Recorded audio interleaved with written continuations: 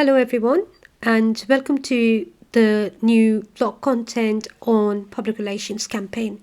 Now, public relations campaign is a very interesting one, and I think students or anyone working as a freelancer can actually work on public relations campaign. And during the pandemic, of course, we have seen a lot of things happening and resurfacing. So, say for example, the issues of poverty, the issues of digital divide, issues of mental health, all of that, and all of these links to the UN Sustainable Development Goals.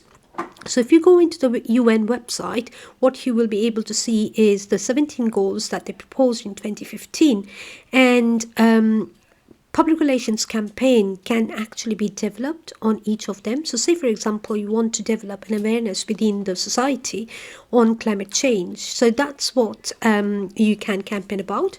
Or you can also educate kids about mental health within the schools, or you can decide to campaign about sustainable living, and so depending on the target audience and depending on the topic that interests you the most, you can decide to develop your own campaign plan.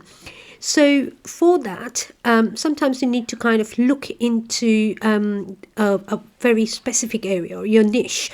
You need to find that. So if I am interested in mental health, I'm possibly going to look into the mental health media, possibly social media, mental health, and how that has impacted young adults during the pandemic.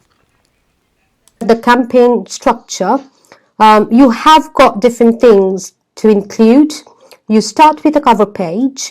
You have got an executive summary and introduction.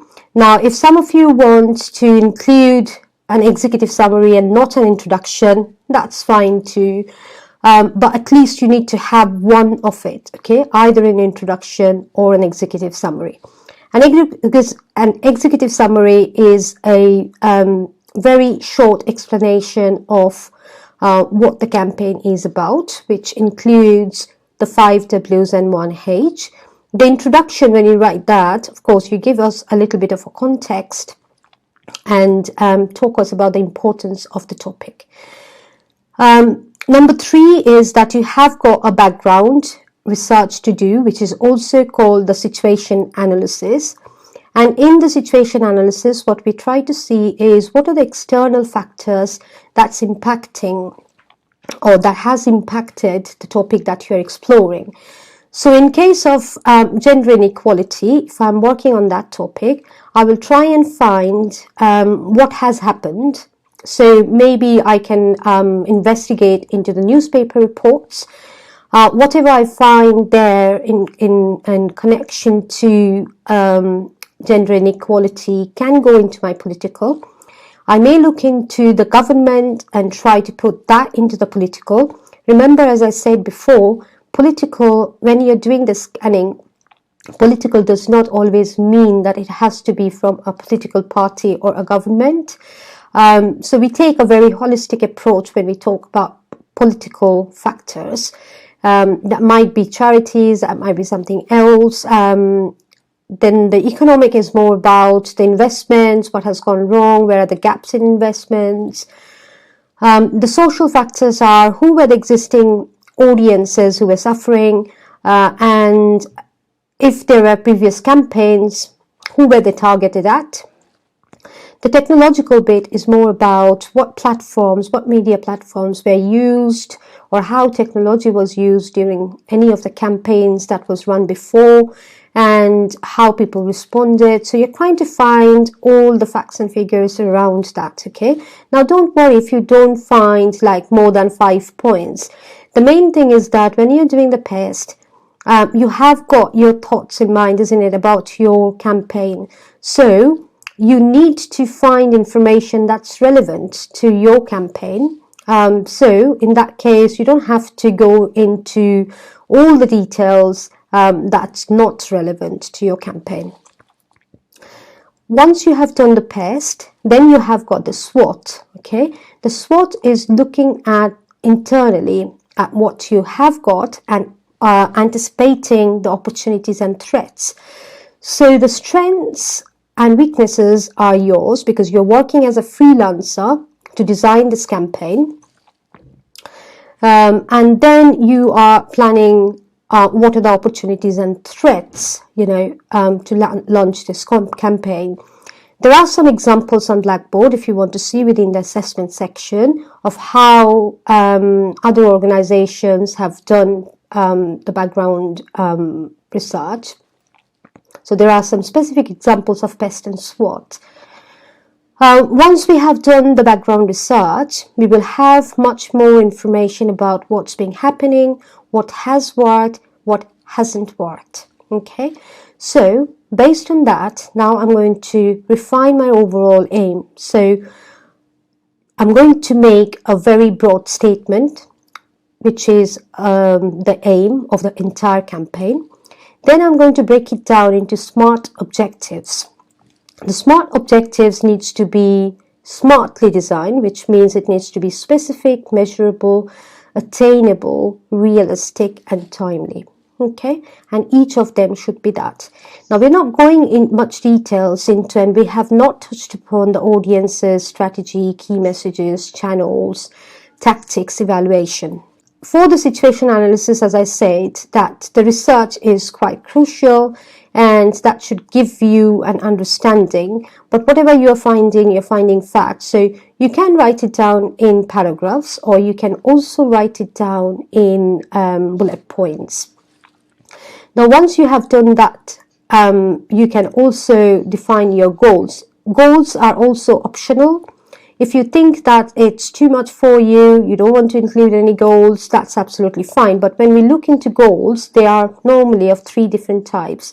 One is if you are trying to raise the reputation through the campaign, then you've got the reputation management goal. Secondly, you may have the relationship management goal, where you're trying to improve your relationship with your stakeholders or your audiences. And the final one, which is the third one, this is more about the task management goals, which means that you're trying to, give your audiences some tasks. You want your staff internally to take some actions. So depending on what you want to do, then you can define your goals.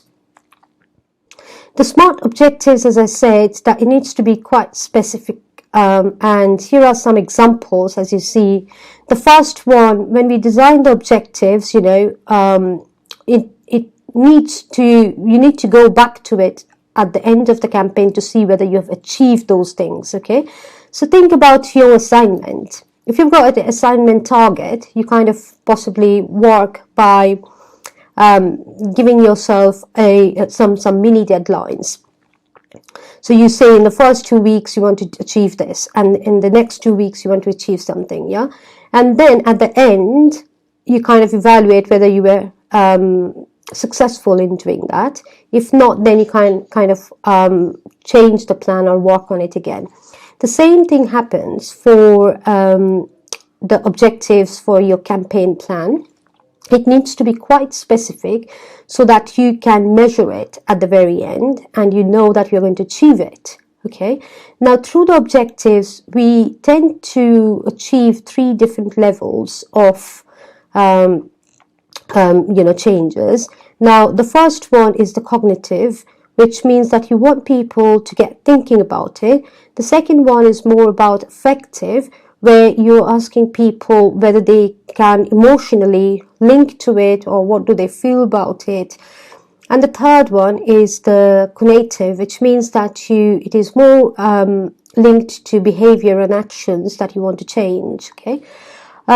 Now, your objectives can be influenced by 3 of it. You can think of achieving, you can think of getting people to think about something, link to something, or even change their actions. You don't have to include all of it. You can do just one. And this was the example that we spoke about.